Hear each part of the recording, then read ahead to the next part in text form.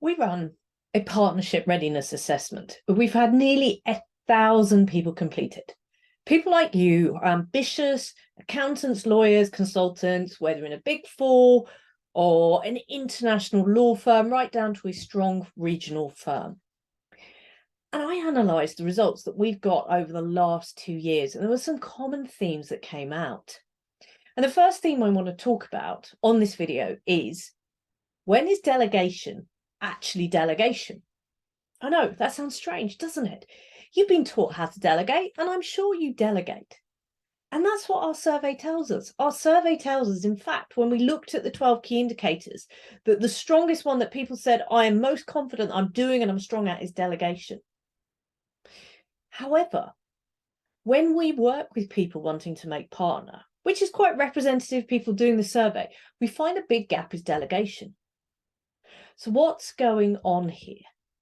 So this is where delegation doesn't equal delegation. This is about nice to have delegation versus essential delegation. And I think what a lot of us are doing when we're senior managers, senior associate, is we're doing the nice to have delegation. We're putting stuff down, but we're not ruthlessly delegating.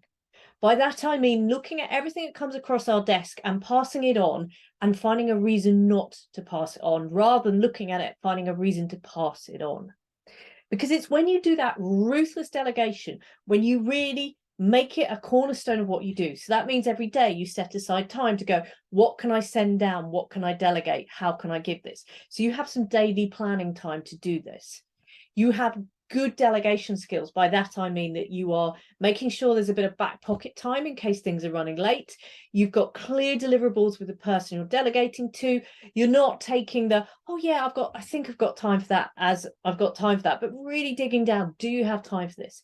So for me, one of the biggest things you can do to progress your career is about really tightening up your delegation, making sure it's just something that you do every day, that things happen, and then use that time you've freed up to work on the more valuable stuff, the stuff that's going to push your career forward, such as more deep client calls, rather than doing the work or the schedule or the drafting, because that's what often makes the difference that we see.